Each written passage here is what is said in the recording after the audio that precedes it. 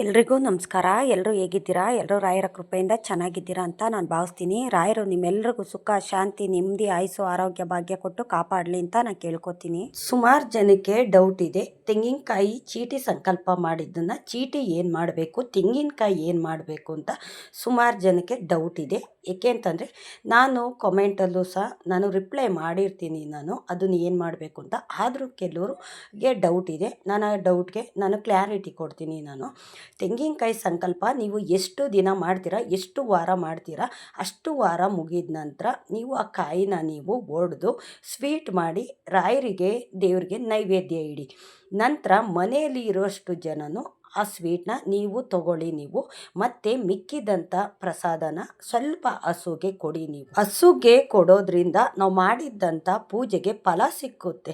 ಕಾಮಧೇನು ಕಲ್ಪವೃಕ್ಷ ಅಂತಾರಲ್ಲ, ತೆಂಗಿನಕಾಯಿಗೆ ಮತ್ತು ಹಸುಗೆ ವಹಿಸುವಂಥದ್ದು ರಾಯರನ್ನ. ಹಂಗಾಗಿ ನಾವು ತೆಂಗಿನಕಾಯಿಂದ ಏನೇ ಸಂಕಲ್ಪ ಮಾಡಿದ್ರು ಅದನ್ನು ರಾಯರು ಈಡೇರಿಸ್ತಾರೆ. ಸ್ವಲ್ಪ ಪ್ರಸಾದನ ಹಸುಗೆ ತಿನ್ನಿಸ್ಲೇಬೇಕು. ಆವಾಗ ನಾವು ಮಾಡಿದ್ದಂಥ ಸೇವೆಗೆ ರಾಯರು ಫಲ ಕೊಡ್ತಾರೆ. ಮತ್ತು ಚೀಟಿ ಏನು ಮಾಡಬೇಕು ಅಂತ ಸುಮಾರು ಜನ ಕೇಳ್ತೀರಾ. ನಾನು ಅದಕ್ಕೂ ಸಹ ಕ್ಲಾರಿಟಿ ಕೊಡ್ತೀನಿ. ಏನು ಮಾಡಬೇಕು ಚೀಟಿನ ಅಂದರೆ, ನಿಮ್ಮ ಸಂಕಲ್ಪ ಮುಗಿಯೋ ತನಕ ಅದು ಹಾಗೇ ಇರಬೇಕು, ದೇವ್ರ ಮನೆಯಲ್ಲೇ ಇರಬೇಕು.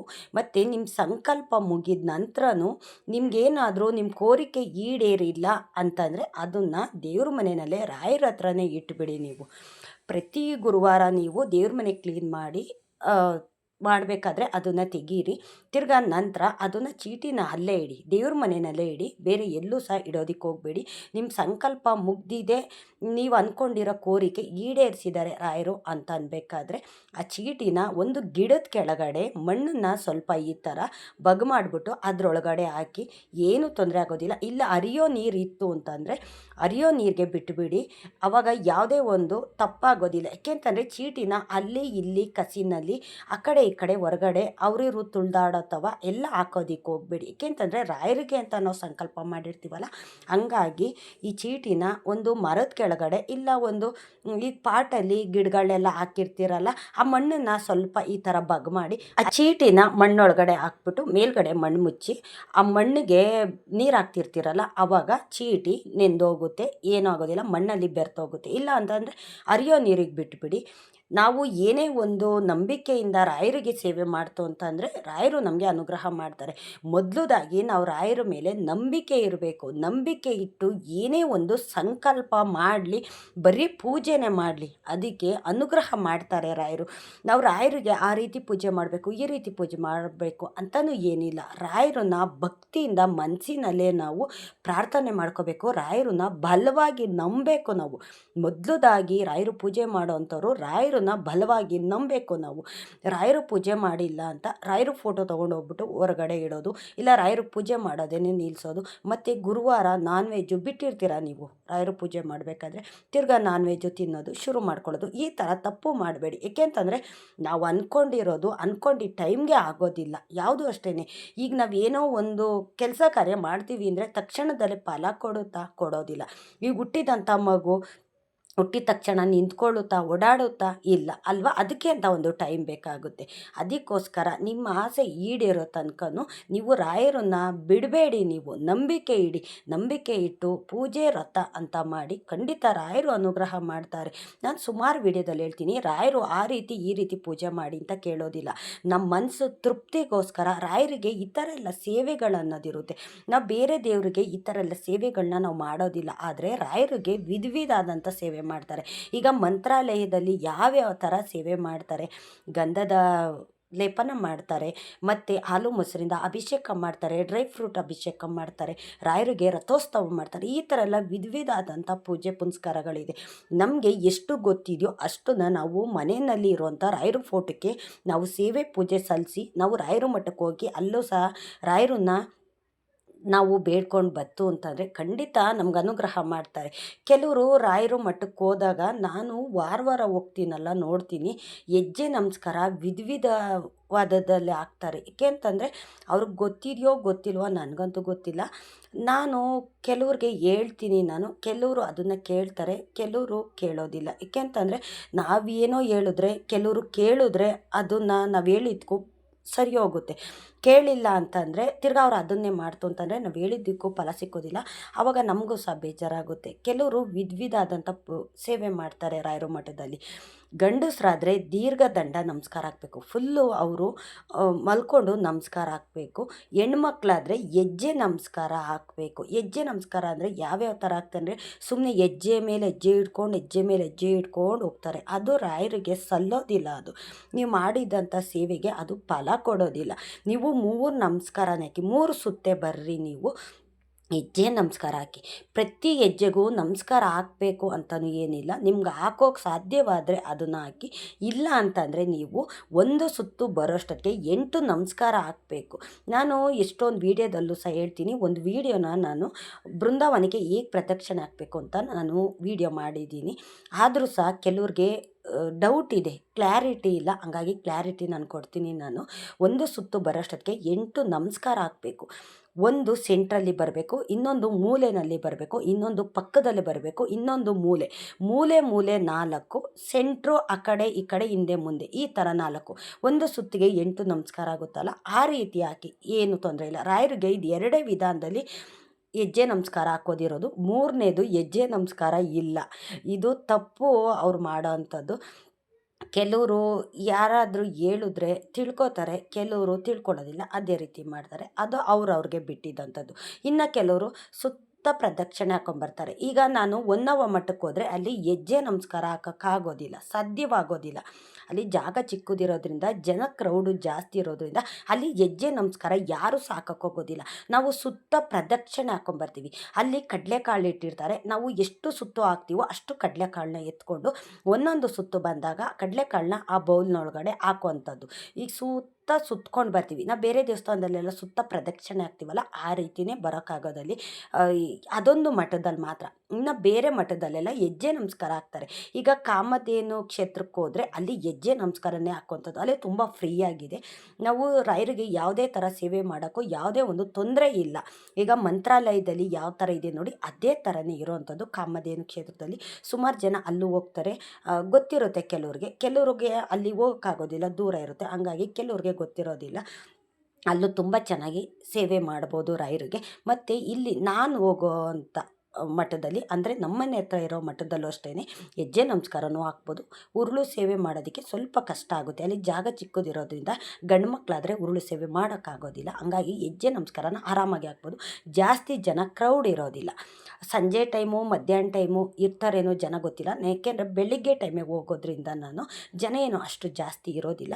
ಅಲ್ಲಿ ಕೆಲವರು ಒಬ್ಬೊಬ್ಬರು ಒಂದೊಂದು ರೀತಿ ಹೆಜ್ಜೆ ನಮಸ್ಕಾರ ಹಾಕ್ತಾರೆ. ಅದೆಲ್ಲ ಅವ್ರವ್ರಿಗೆ ಬಿಟ್ಟಿದ್ದಂಥದ್ದು. ನಮಗೆ ಯಾರಾದರೂ ಏನಾದರೂ ಗೊತ್ತಿಲ್ಲದೆ ಇರೋವಂಥದ್ದು ತಿಳಿಸಿ ಹೇಳಿದ್ರೆ ಅದನ್ನು ನಾವು ಪಾಲಿಸಿದ್ರೆ ರಾಯರಿಗೂ ಸಹ ಇಷ್ಟ ಆಗುತ್ತೆ. ಏಕೆಂತಂದರೆ ಅವ್ರಿಗೆ ಗೊತ್ತಿಲ್ಲದೆ ಇರೋದನ್ನ ನೀವು ಹೇಳ್ತೀರಾ, ಅದನ್ನು ಅವ್ರು ಪಾಲಿಸ್ತಿದ್ದಾರೆ ಅಂತ. ಏಕೆಂತಂದರೆ ನಾವು ಮಾಡೋ ತಪ್ಪುಗಳಿಂದನೇ ನಮಗೆ ಕಷ್ಟ ಅನ್ನೋದು ಆವರಿಸ್ತಿರುತ್ತೆ. ಅದಕ್ಕೋಸ್ಕರ ನಾನು ಹೇಳೋ ಅಂಥದ್ದು ಈ ರೀತಿ ಹೆಜ್ಜೆ ನಮಸ್ಕಾರ ಹಾಕಿದ್ರೆ ಮಾತ್ರ ರಾಯರಿಗೆ ಇಷ್ಟ ಆಗುತ್ತೆ. ನಾವು ತಪ್ಪಾಗಿ ರಾಯರಿಗೆ ಸೇವೆ ಮಾಡಿದ್ರೆ ಖಂಡಿತ ಒಳ್ಳೆಯದಾಗೋದಿಲ್ಲ.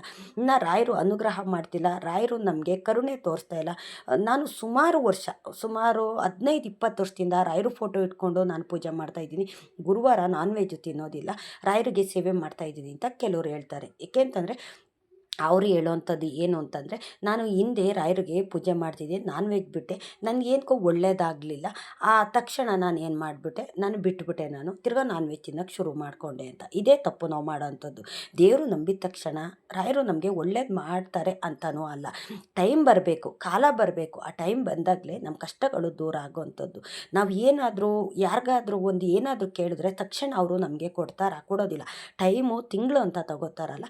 ಹಂಗಾಗಿ ರಾಯರು ಒಳ್ಳೇದು ಮಾಡೋದಕ್ಕೂ ನಮಗೆ ಟೈಮ್ ಅನ್ನೋದು ಬರಬೇಕು. ಹಂಗಾಗಿ ನೀವು ಏನು ರಾಯರಿಗೆ ಸೇವೆ ಮಾಡಿರ್ತೀರ, ಪೂಜೆ ಸಲ್ಲಿಸಿರ್ತೀರ, ಅದಕ್ಕೆ ಫಲ ಅನ್ನೋದು ಕೊಡ್ತಾರೆ.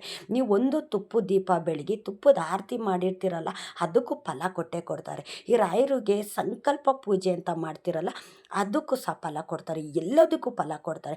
ನಮ್ಮ ಕೈಲಿ ಏನೂ ಸೇವೆ ಮಾಡೋಕ್ಕಾಗೋದಿಲ್ಲ. ಗುರುವಾರ ಮಾತ್ರ ನಾನು ಪೂಜೆ ಮಾಡ್ತೀನಿ, ಪ್ರತಿ ದಿವಸನೂ ಪೂಜೆ ಮಾಡ್ತೀನಿ. ನಂಗೆ ರಾಯರು ಮಠಕ್ಕೆ ಹೋಗೋಕ್ಕೆ ಸಾಧ್ಯವಾಗೋದಿಲ್ಲ, ತುಂಬ ದೂರ ಇದೆ ಅಂತನ್ನೋರ್ಗೂ ಸಹ ರಾಯರು ಅದನ್ನೆಲ್ಲ ನೋಡ್ತಾರೆ.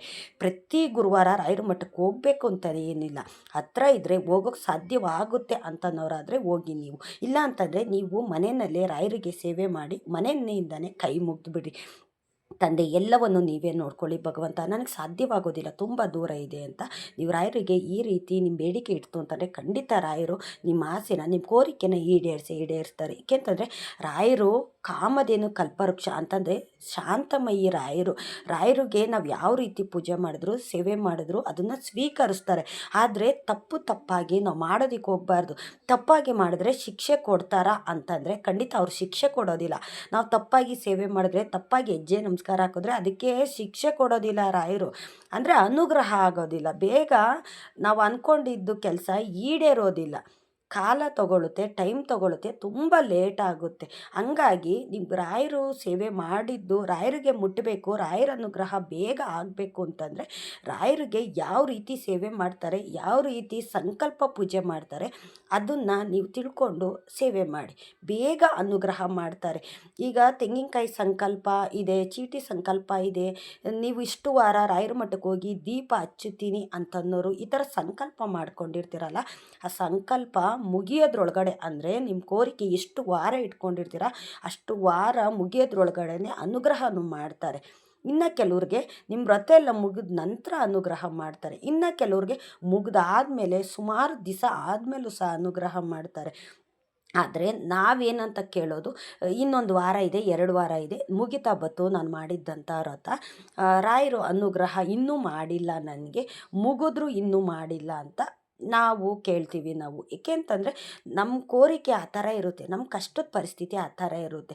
ನಾವು ಅಂದ್ಕೊಳ್ಳೋದೇ ಅದು. ನಾನು ರಾಯರಿಗೆ ಸೇವೆ ಮಾಡಿದ್ರು, ಸಂಕಲ್ಪ ಪೂಜೆ ಮಾಡಿದ್ರು, ರಾಯರು ಏನಕ್ಕೆ ನನಗೆ ಒಳ್ಳೇದು ಮಾಡ್ತಿಲ್ಲ ಅಂತ ನಾವು ರಾಯರನ್ನ ಇದನ್ನೇ ಕೇಳೋ ಅಂಥದ್ದು. ಅವಾಗ ರಾಯರ ಮೇಲೆ ನಾವು ಕೋಪ ಮಾಡ್ಕೋತೀವಿ. ನಾನು ಇಷ್ಟೆಲ್ಲ ಸೇವೆ ಮಾಡಿದ್ರು ಏನಕ್ಕೆ ನೀವು ನನಗೆ ಅನುಗ್ರಹ ಮಾಡ್ತಾಯಿಲ್ಲ, ನನಗೆ ಒಲಿತಾ ಇಲ್ಲ ನೀವು ಅಂತ ನಾವು ಕೋಪ ಮಾಡ್ಕೋತೀವಿ. ನಾವು ಹಲವಾರು ತಪ್ಪುಗಳನ್ನ ಮಾಡ್ತೀವಿ. ನಾವು ರಾಯರು ವಿಷಯದಲ್ಲಿ ಹಲವಾರು ತಪ್ಪುಗಳು ಮಾಡಿದಾಗ ರಾಯರು ಅನುಗ್ರಹ ಆಗೋದಕ್ಕೆ ಸ್ವಲ್ಪ ಲೇಟ್ ಆಗುತ್ತೆ.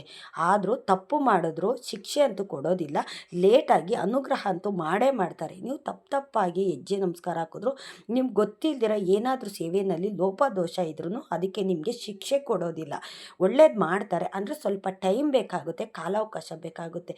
ನಮಗೆ ಒಳ್ಳೇದಾಗಬೇಕು ಅಂತಂದರೆ ನಾವು ಅರ್ಜೆಂಟಲ್ಲೇ ನಾವು ಮಾಡೋ ಅಂಥದ್ದು. ಏಕೆಂತಂದರೆ ನಮ್ಮ ಕಷ್ಟ ಆ ಥರ ಇರುತ್ತೆ.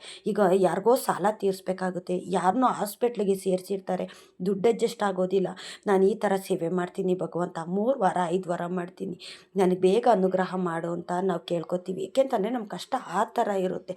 ಆವಾಗ ರಾಯರು ಯಾವುದಾದ್ರೂ ಒಂದು ರೂಪದಲ್ಲಿ ಬಂದು ನೀವು ಮಾಡಿದ್ದಂಥ ಸೇವೆಗೆ ಅನುಗ್ರಹ ಮಾಡ್ತಾರೆ. ನೀವು ಸೇವೆ ಮಾಡಿರಿ ಬಿಡ್ರಿ, ಆದರೆ ರಾಯರನ್ನ ನಂಬಿರ್ತೀರಲ್ಲ ಅದಕ್ಕಾದರೂ ರಾಯರು ಒಳ್ಳೇದು ಮಾಡೇ ಮಾಡ್ತಾರೆ.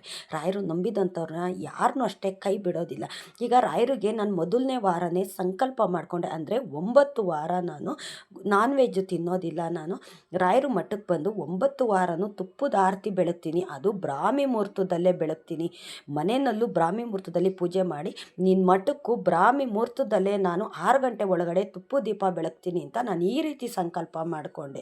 ಏಕೆಂತಂದರೆ ಅದು ಎಲ್ರಿಗೂ ಸಾಧ್ಯವಾಗೋದಿಲ್ಲ.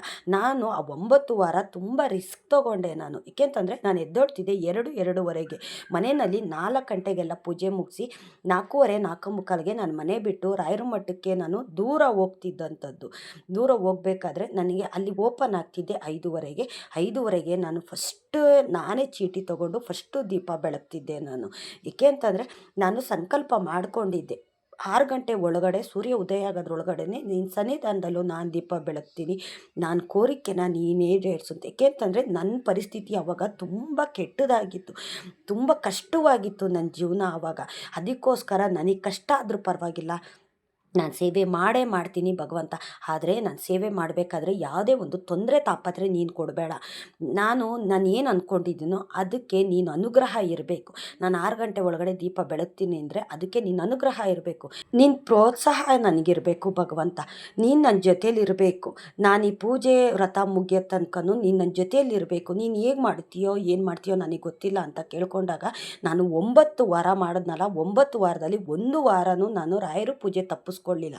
ಅಂದರೆ ಮಂತ್ಲಿ ಪ್ರಾಬ್ಲಮ್ ಬರುತ್ತಲ್ಲ, ಅದು ಯಾವುದು ಸಹ ನನಗೆ ಗುರುವಾರ ಟೈಮು ನನಗೆ ಬರಲಿಲ್ಲ. ಬೇರೆ ಟೈಮಲ್ಲಿ ನನಗೆ ಈ ಥರ ಪ್ರಾಬ್ಲಮ್ ಬರೋದು. ಆದರೆ 9 ವಾರನೂ ನಾನು ರಾಯರಿಗೆ ಸೇವೆ ಸಲ್ಲಿಸಿದೆ. ನಾನು ಬ್ರಾಹ್ಮಿ ಮುಹೂರ್ತದಲ್ಲೇ ಅಲ್ಲಿ ತುಪ್ಪದ ದೀಪನ ರಾಯರ ಮಠದಲ್ಲಿ ಬೆಳಗಿ ನಾನು ಹೆಜ್ಜೆ ನಮಸ್ಕಾರ ಹಾಕಿ ನಾನು ಬಂದು ನಂತರ ನಾನು ಕೆಲಸ ಕಾರ್ಯಗಳಿಗೆ ನಾನು ತೊಡಸ್ಕೊಡ್ತಿದ್ದಂಥದ್ದು. ನಾವು ರಾಯರನ್ನ ಬಲವಾಗಿ ನಂಬಿತು ಅಂತಂದರೆ ರಾಯರು ನಮಗೆ ಅನುಗ್ರಹ ಮಾಡ್ತಾರೆ. ನಾನು ಗುರುವಾರ ರಾಯರಿಗೆ ಮೊದಲನೇ ವಾರ ಸಂಕಲ್ಪ ಮಾಡಿದಾಗಲೇ ನನಗೆ ಅವತ್ತಿನ ದಿವಸನೇ ರಾಯರು ನನಗೆ ಅನುಗ್ರಹ ಮಾಡಿದರು. ಅವತ್ತೇ ಮಂತ್ರಾಲಯಕ್ಕೆ ಹೋಗೋದಕ್ಕೂ ಸಹ ರಾಯರು ನನಗೆ ಅನುಗ್ರಹ ಮಾಡಿದರು. ಅದಕ್ಕೋಸ್ಕರ ನಾನು ನಿಮಗೆ ಹೇಳೋವಂಥದ್ದು, ರಾಯರನ್ನ ನಾವು ಮೊದಲದಾಗಿ ಬಲವಾಗಿ ನಂಬಬೇಕು.